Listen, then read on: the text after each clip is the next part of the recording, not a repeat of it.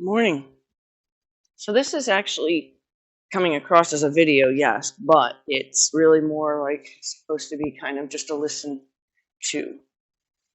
So it's just facing the wall because I have to work, and if it's in front of me, I will stand in front of it and talk to it like I'm talking to a friend. I wanted to talk about breadcrumbs. I wanted to say if you look back at your life, look back. Look back at the places that you've been, the people you've reacted with, interacted with, people that you've experienced, places that you've gone, experiences that you've had.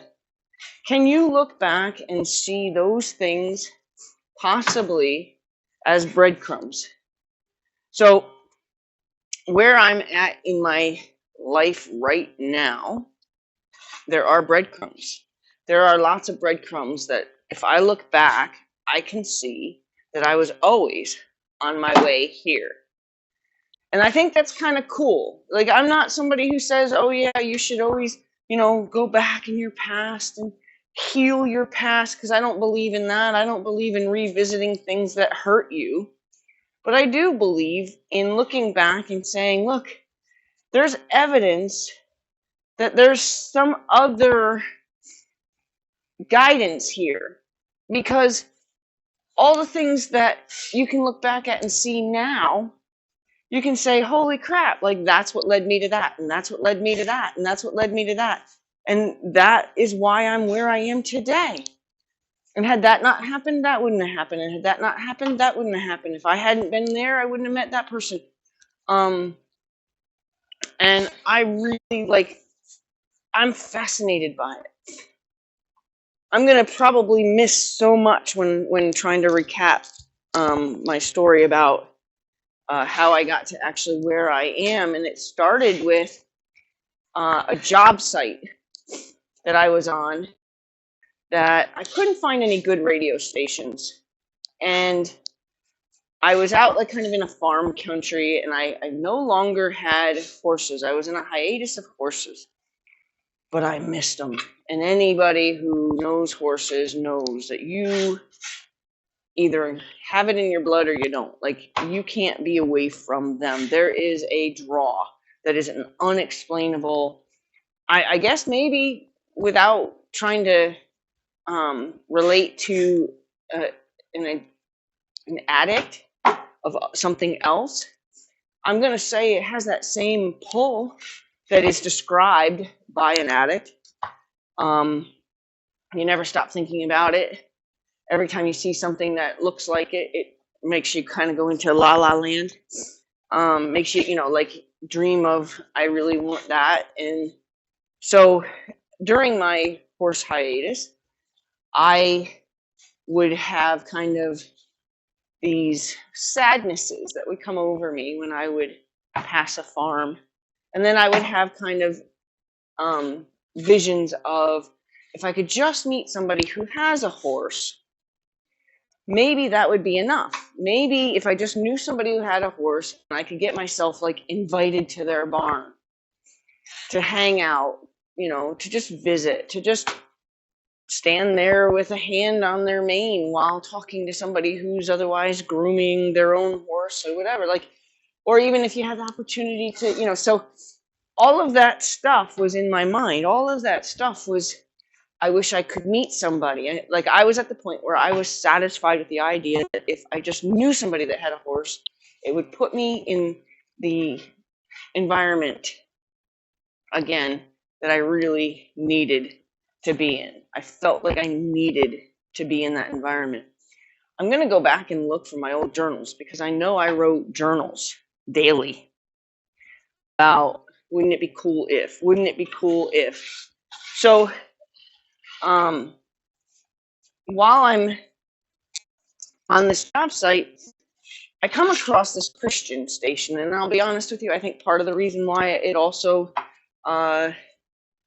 appealed to me as much as it did is because it was just strictly positive. There was nothing negative. There was nothing about breakups. There was nothing about, she left me and took my dog. There was nothing like that going on in these songs.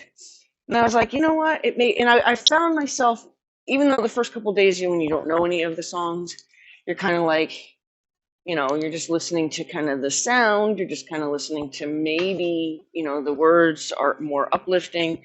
But there's a period of time where you can turn around and say, well, I don't know any of these songs, so why would I keep listening? But I stuck with it. I stuck with it because it had a positive um, impact on me. So then they had this. So of course, then after a while, you start knowing the songs, and now you're actually singing along, or you're like, "Oh, I like this song." And then they have this thing called I Believe Friday. I've actually contacted them like 3 times, convinced that sooner or later somebody's going to say, "Sure, we do have that archived somewhere," because I used to love to listen to the, I believe, God's going to help us, make the decision on whether or not we should move across country, or God's going to, help me find the means to get my lights back on. Like, there were all kinds of God's, I believe God's going to help me with this kind of stories. And although mine was kind of on a selfish level, I did an I believe too. Okay? But I'm going to have to back up, because my breadcrumb before that moment was I ended up being kind of encouraged to do softball in a development that I lived in. So it was like ladies softball, it was adult women. And I was encouraged to play because my significant others, friends, wives were in it. And I think it was just something he wanted to be a part of more than he wanted me to be a part of, to be perfectly honest with you. I think he wanted to be one of the husbands, one of the significant others. And so I agreed. I mean, I'm fairly athletic. I didn't really care. I was fine with it. Well, I hated it. I never heard my name said so many times. There was this one bossy girl who was constantly, Kirsten, move a little left. Kirsten, move a little right.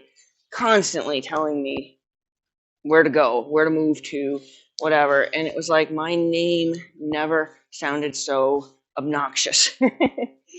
So I knew I was just going to get through that season and all was going to be done. I was not going to play again.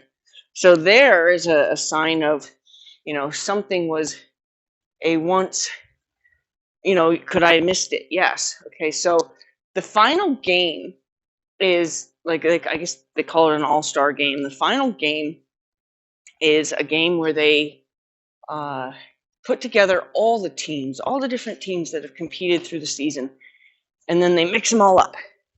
So like a catcher from this team is now the catcher on this team today. The pitcher on that team is the pitcher on that team, on a different team today. And for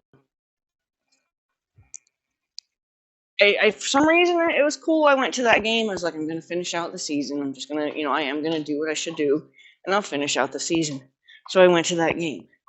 While we were waiting for the game to be started, there was this girl, chatty, very chatty girl. Couldn't help but hear her because she was also a loud, chatty girl. But I'm glad, because she was just chatty about her horse.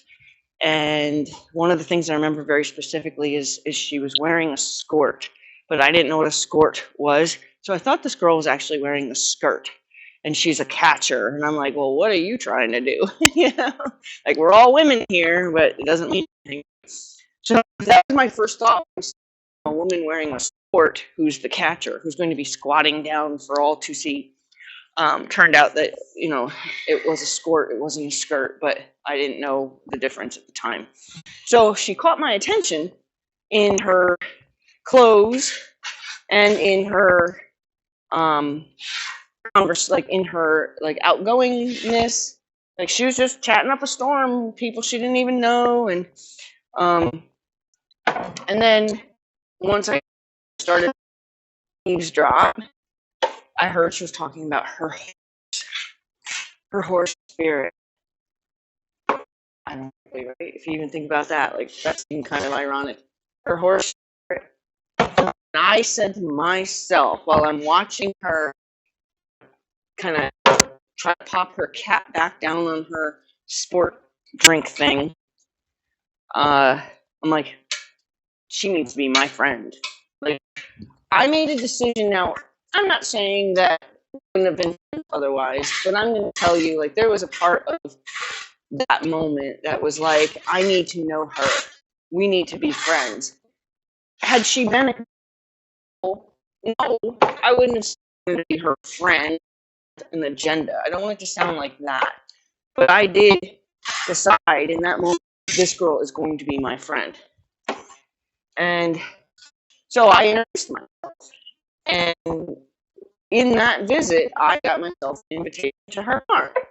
And I was like, oh my God, my life is awesome. Like, I could not believe the value of that. So fast forward maybe a weekend, I go to her barn. I meet her horse. She lets me ride her horse spirit.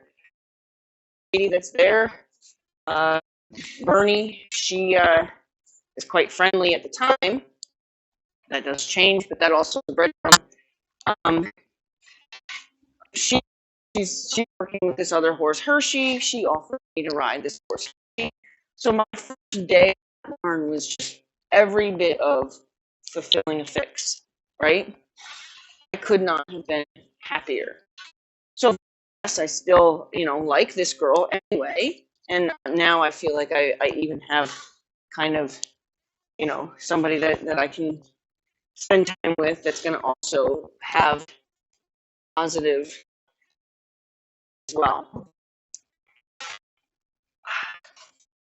So now her and her significant other, so I'm forwarding quite a bit, but come to barbecue at my house, and I believe it's just the four of us. I don't think anyone came. Maybe my significant other's brother and girlfriend later. But at first, when these two, Dawn and her husband, and I don't think, no, he wasn't her husband yet. When they arrived, she goes, "Oh, Jerry just came home last night with a trailer with two babies and a mommy horse." And the one baby was 2 months old. And she goes, "Oh, come here, look." She had, like a flip phone. She had a little picture of him, and he was orange. And she said, "We named him Ritz. He's orange, like the cracker, right?" And I saw him and said, "Oh my God, I have to go see him." At that time, it was, "Oh my God, I have to go see him because I just have to go see the cool little baby," right? It wasn't like, "Oh my God, I have to go see him because he's mine." But I definitely had that. I have to go see him, like this. I have to go see him, right? So of course, friendly enough with her. She's at my house. We ended up having a barbecue. Like, we're friends. We've done stuff together. We've done tchotchke shopping, and in fact, I even was moved in with her boyfriend, part of helping decorate their house with the tchotchkes that she had all over her house that she was moving out of. We were like legit friends. It wasn't like an relationship. I just, wanted to kind of make that clear because I know it sounds that way. How we became friends may have been motivated by her conversation, of course, but we did end up being friends for real, So anyway, I decided I have to come see him. So she lets me, right? She invites me over. We go out to see this little horse, and he's standing there. He's a little orange little thing, standing there with his jet black mom, or his mom's name is Emily, and maybe that's not what his mom's actual name was, but it was now, And I'm like, "Oh my God, he's so cute." But here's the thing: I didn't really like chestnuts. And there was another baby that came, a 10-month-old baby named Eddie, who I was told about when I got there. Bernie was standing across the street with him. which was really weird because it was like at a stop sign, like at a, where a road comes out to a busy road. Like it was weird. It felt more like he was being kept away from my opportunity to actually see him. That's how I perceived it. And then, but I didn't have the grounds to like let me see him, So I just left kind of the experience the way it was, and I focused on the little one. I'm like, oh my god, he's so cute. Oh my god, he's so cute. I would love to. And I was having like almost a reaction to him that was like I want this horse. So now let's fast forward. I really got to meet me, not before I was like forced to kind of fall in love with Ritz, I guess kind of like I was imprinted onto Ritz instead of Eddie. So then when I did meet Eddie, I was able to pick him apart as far as confirmation. He was part bred, and Ritz's half brother, the same dad, but he was otherwise saddlebred. So he had this like scrawny neck, and I definitely through his thick neck, I was able to say, yeah, that's not for me. So like I said, I think I was imprinted onto Ritz by her isolating Eddie away from me. So now I don't know, anyway. So a little bit of time goes by, not much, because I got him when he was 2 months old. So really, like fucking days go by, and I decide I have to have him. I have to have him. So I inquire, of course, how much he was for sale. I knew he was for sale right from the get-go. How much? I can't let this little guy leave this farm. Nobody can buy this little, I have to have him. And I had permission from the girl who owned Spirit, from Dawn, to go up to the barn one day because I needed to make a decision. And I think it was a Friday. It must have been Friday.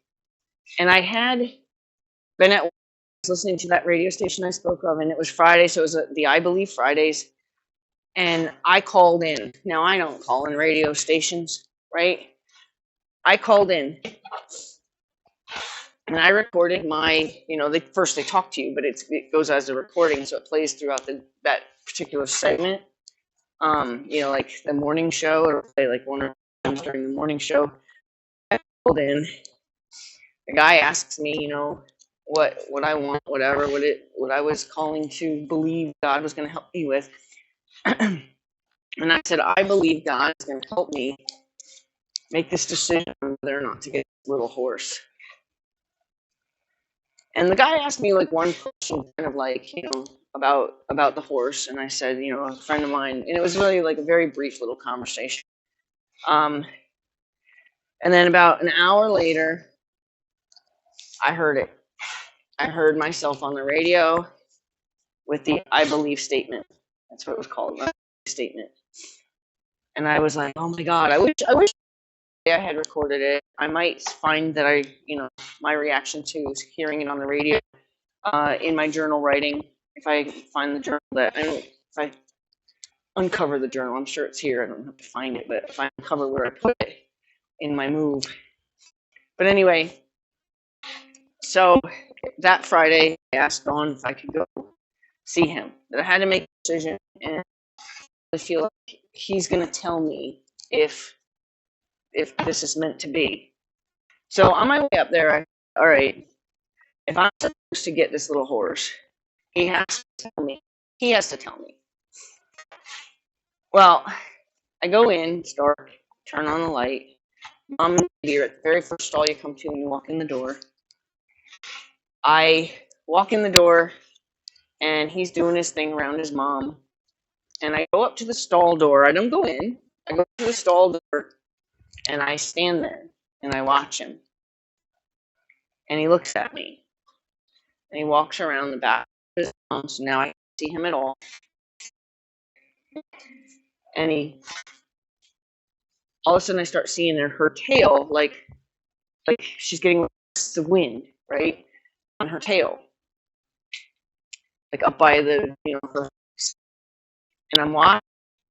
And I'm pretty sure, because I could see his feet and all that. It's not like I'm like, ooh, what's the.